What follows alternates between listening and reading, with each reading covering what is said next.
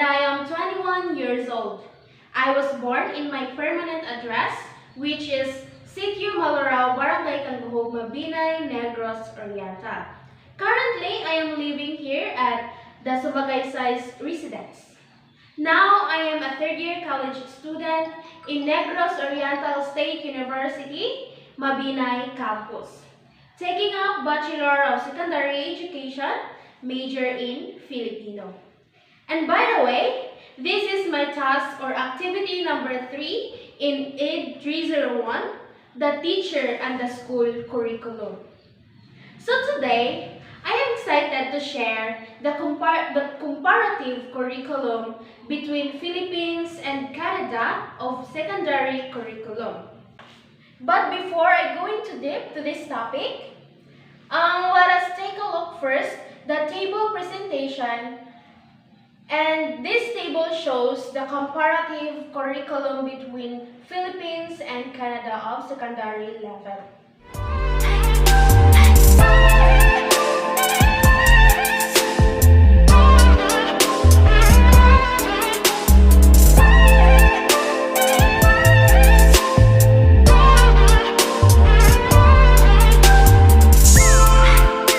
Education is the process of facilitating learning or the acquisition of knowledge, skills, values, beliefs, and habits. Educational methods include storytelling, discussion, teaching, training, and directed research. Education frequently takes place under the guidance of educators, but learners may also educate themselves. Education can take place in formal or informal settings, and any experience that has a formative effect on the way one thinks, feels, or acts may be considered educational. Education is commonly divided formally into such stages as preschool or kindergarten, primary school, secondary school, and then college, universities, or apprenticeship.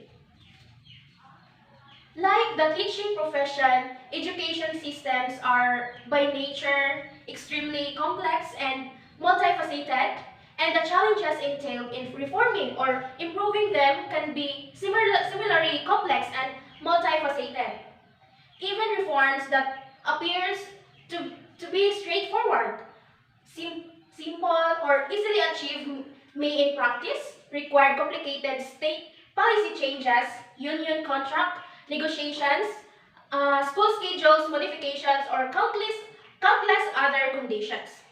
Education in Canada is very high priority of the government.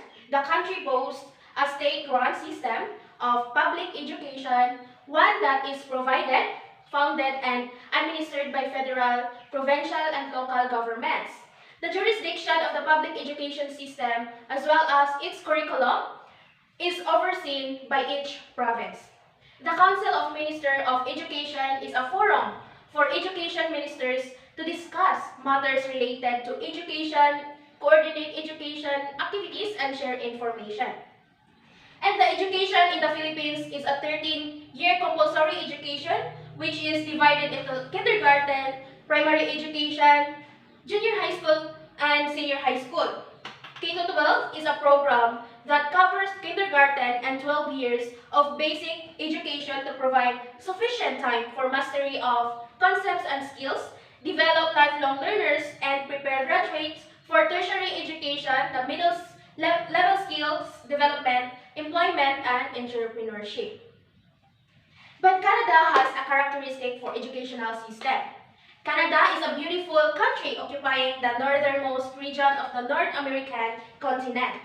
The country, which consists of 10 district provinces and 3 territories, extends all the way from the Atlantic Ocean in the east of the Pacific Ocean in the west, and northward into the Arctic Ocean. With nearly 10 million square kilometers of landscape, Canada is the world's second largest country by total area, and its southern border, which it shares with the United States, is the longest continuous land border in the world. Canada is a highly developed country with an excellent system of education. Below, We'll take a closer look at the education system and describe the various levels of stages that comprise it. The compulsory education starts at the age of 5 in the most provinces when children enter kindergarten. Parents can choose to send their kids to preschool and nursery, but this is not covered under the public school systems, it's private institutions. This is highly recommended for students whose parents don't speak English or French as their mother tongue. The education is compulsory up to the age of 16 to 18 depending on the provincial regulations. Individuals between ages 19 and 21 can continue to attend high school or in school if they have not fulfilled their diploma or requirements and wish to continue. There are special classes within public schools and teachers to cater to the needs of the special needs students. In the province of Quebec, students attend high school for grades 7 to 11 and then transfer to a general and vocational college for a further 2 or 3 years.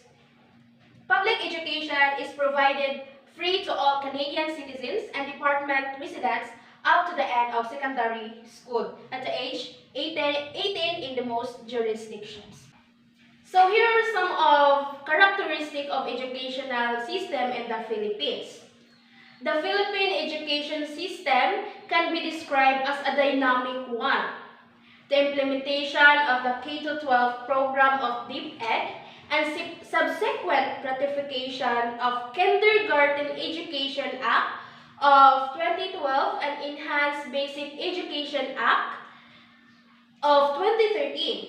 The basic education today takes 13 years to complete 1 year of the kindergarten, 6 years of elementary education, 4 years of junior high school, and 2 years of senior high school for children age 5 up to 17.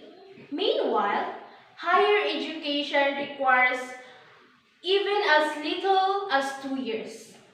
Example, associate degree, or much longer, the example is bachelor's degree, master's degree, and doctorate. To complete in universities and colleges, and much shorter in technical and vocational schools.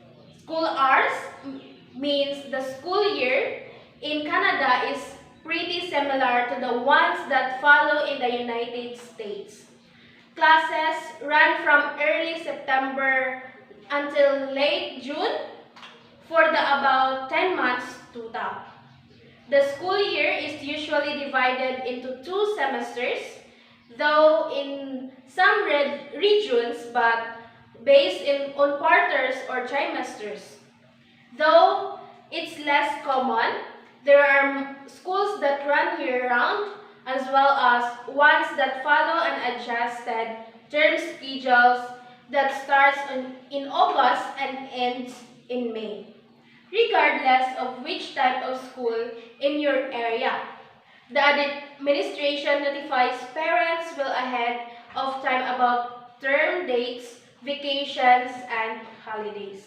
For elementary school students, the school day typically starts around 8:30 a.m. and runs until 3 to 3:30 p.m. Children get lunch and recess within their school day. Students in junior high school and high school usually have slightly shorter school days from 8:30 to 3 p.m., which allows them to participate in after-school activities like sports, extracurricular, and part-time jobs. Next is school year. The school year varies from the dates in early August through September to end dates from early May through June of the following year. There are some year-round schools and some start in mid-August and end in the mid-May. Students have a 5-day work week. The exact number of institutional days varies. The current Education Act legislates 195 days. Senior secondary courses can be timetabled as year-long courses or in a semesters with double periods in a subject's area offered for only a half year. In senior secondary schools, courses are generally offered once a year. Credit toward graduation is based on 25 hours of the study per credit. Currently, 100 credits are required for graduation. The academic year usually finishes at the end of school year. At the end of June. Students are on vacation for the entire months of July and August. Teachers return to work and start preparing for school during the last few days of August. Students traditionally start the new academic year on the day after the Labor Day public holiday. Labor Day is the first Monday in September, and children typically start school in the following day, which is Tuesday. Students get a two-week break over Christmas and New Year. Students get a 10-day break in the spring. Depending on the timing of Easter, spring break may or may not coincide with Easter. Schools are closed on professional development days when teachers attend professional seminars and workshops and on public holidays. Medium of instruction. Canada is a bilingual country with both English and French as official languages. The language of instruction is most schools in English with the exception of the province of Quebec, where the primary language of instruction is French. Schools have provisions for students who do not speak either English or French. The parents can inquire about English and school language or ESL and French as second language or FSL classes. The ESL and FSL class are taught an easier curriculum and some students may not benefit from this. Parents must do a thorough inquiry to ensure the interest of their children is not harmed. The organization and the structure. The Canadian Constitution has stipulated that control over education rests with the individual provinces. This has resulted in a situation where 12 autonomous education systems, one in each of the provinces and 2 territories. Individual systems have developed their own distinctive ways of regulating particular facets of their operation.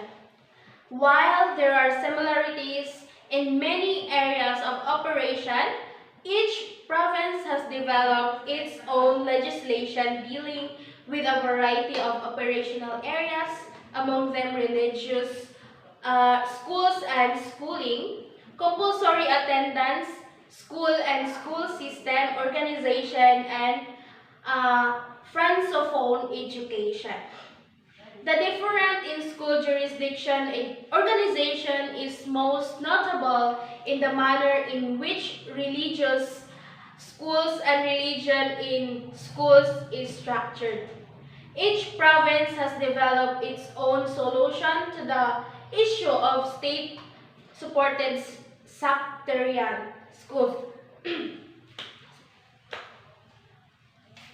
While some provinces have a dual system within the public education structure, whereby the Catholic or the Protestant minorities are entitled to operate their own schools, 5 provinces have legislation in place which only permits the operation of religious schools as private or independent schools. Funding of religious schools is also problematic as 5 of the provinces provide no direct financial assistance to private schools. Some provinces provide funding for the public denominational schools. Others also provide public funding or for private and independent schools. In a number of provinces, however, there is no funding at all for religious schools, although all provinces permit their operation provided they meet certain government requirements for building and program developing. Differences can be seen also in the manner in which levels of schooling are organized in the provinces, and all provinces currently provide financial support for kindergarten. And here are some levels of educational system in Canada. Education across Canada is generally divided into 4 stages.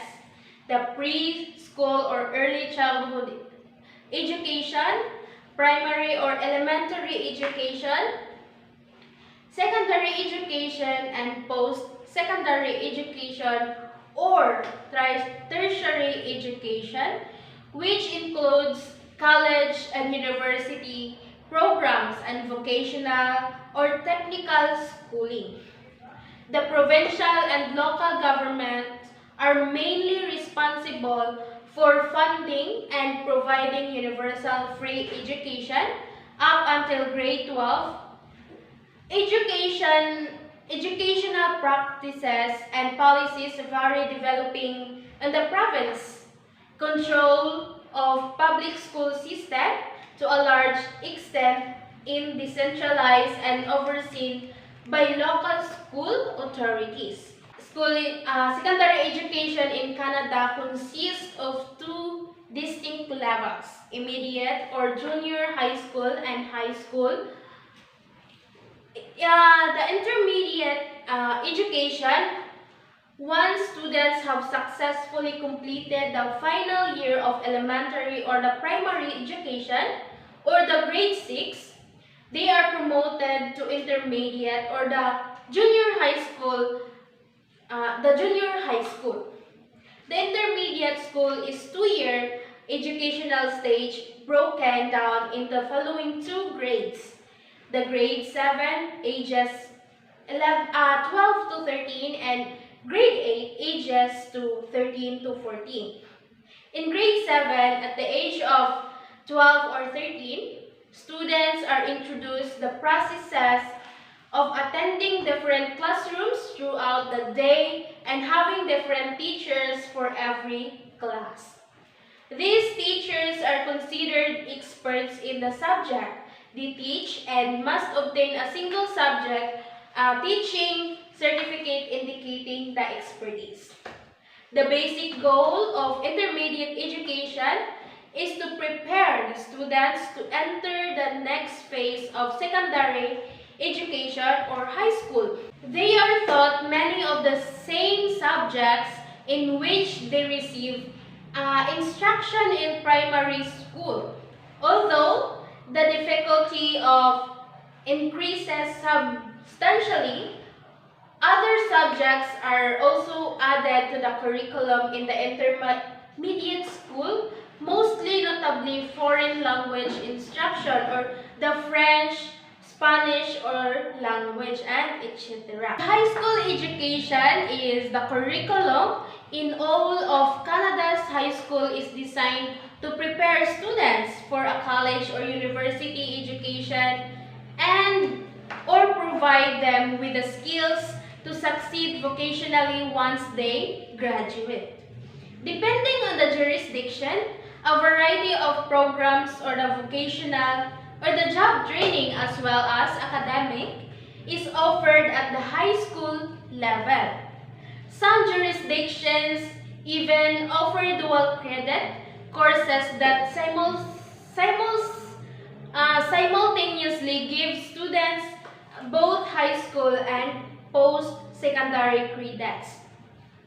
Once students successfully complete the 8th grade, they are promoted once again, this time to high school, a 4-year program that breaks down in the following way, which is grade 9, ages 14 to 15, grade 10, ages 15 to 16. And the grade 11 is ages 16 to 17, and the grade 12 ages 17 to 18. Approximately 90% of the students in Canada successfully complete high school and are awarded diploma for their efforts.